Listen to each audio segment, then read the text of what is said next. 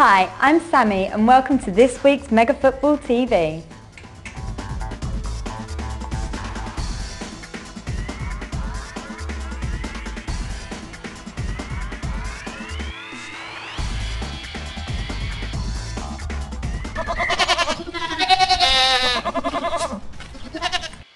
Nice goatee, Roy. Anyway, it's week 4 of the Mega Football Pick'em, the same rules as usual. We've got a whopping £1 million for anybody that manages to answer all the questions correctly, and a guaranteed minimum prize pool of £1,000 for the 40 players that get the best predictions. Well, the first entry is free to all new users, so everyone is in with a shout of the money. In fact, only one person so far has finished outside of the cash, so make sure you get entering. Well, if you don't know how Pick'em works, where on earth have you been for the last few weeks? It's very simple. Easy money is up for grabs and everyone enjoys a share of the spoils. Check out the scrolling bar at the top of the screen to see the best players so far.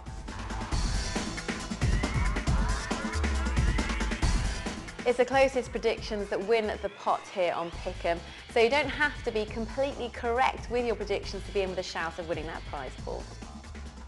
You'll get awarded points based on how accurate your predictions are, so if you're not completely right but you are close, you're in with a chance of winning some of that money. In fact, based on the players so far, if you get around about half of your predictions correct, you're in with a chance of winning that first prize.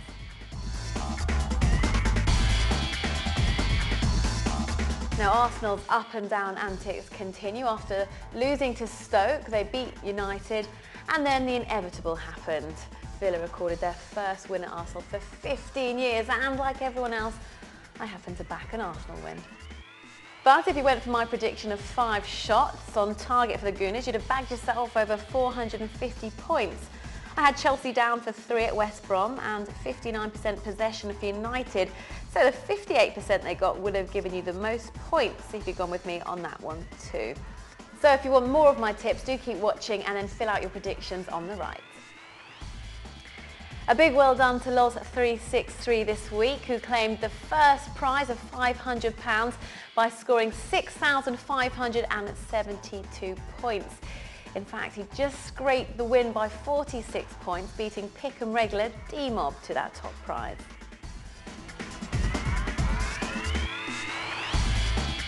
Now, Loz's football punditry genius came through as he got a total of 11 predictions correct. In fact, had a clean sweep of the Liverpool game and was only one of 2 players that actually backed Fulham against Harry Redknapp's in-form Spurs.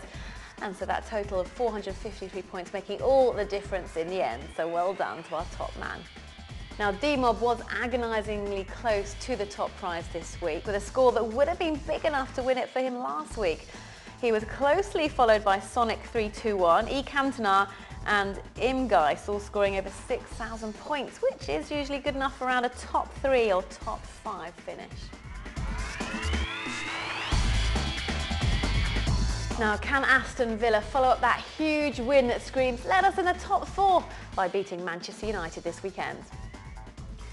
Last week, Villa managed to throw those history books into the bin by notching up their first win at Arsenal for over 15 years. But they need to do it all over again against Manchester United, and that's an even bigger mountain to climb. United haven't lost to Villa anywhere for the past 13 years, and after banging 5 past Stoke, poor old Stoke, last weekend, they'll fancy their chances here. And it seems that Ronaldo is just peaking right on schedule. He got his 100th and 101st goal, don't forget, last weekend.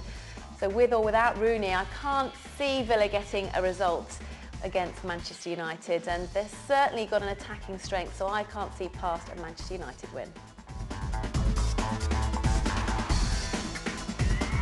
The next pick in this game is total shots on target for both teams combined. Villa have managed a rather measly average of 3.9, which seems rather low for a team that's scored 20 goals so far this season. United, on the other hand, their average is 6, So if you want to go with the average combined, you want to go for around about 10. But before you do, you might want to study this. Fulham, who have one of the lowest averages in the league, managed a massive 15 on target against Spurs. So every team has a big average busting performance in them. So as I said, if you want to go with the average for these two teams is around about 10, I'm going to go slightly lower than that. So I don't think there's going to be as many shots on target. I think there's going to be 7.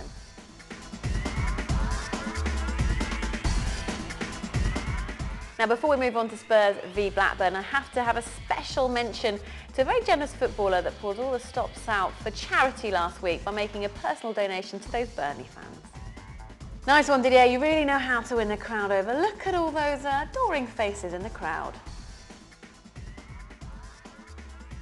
Harry Redknapp's amazing run since taking charge may have hit a little bit of a snag against Fulham last weekend.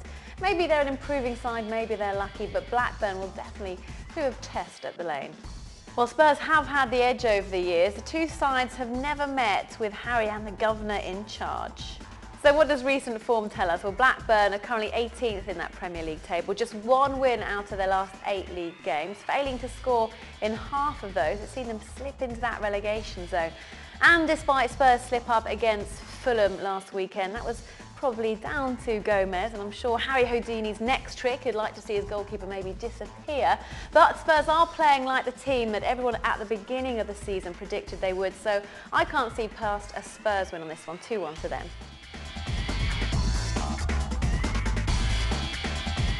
Manchester City play Arsenal, and they're 2 of the top scoring teams in the Premier League this season so far. In fact, between them they scored 49 goals. That's an average of 2 goals each per game. There's a pretty strange pattern for total goals in this fixture over the last few years. If you're the superstitious type, you're obviously going to go for 1 to follow that trend. Despite this trend, I'm going to go for a total of 2 goals in the games, because I'm going to say 1-1, because Arsene Wenger will be desperate to get results, but it is kind of like a tale of 2 cities for Manchester City, home and away. At home, they're very confident, all their tricks and flicks seem to pay off, but it's a completely different story away. But 1-1, so 2 goals. The next pick will be how many draws are there going to be in the 10 matches featured in this pick'em. There is usually between 1 and 4 draws for every 10 games, not quite as many as you might expect. Last week there was 4. Looking at the fixtures, I'm going to predict a total of 3 draws.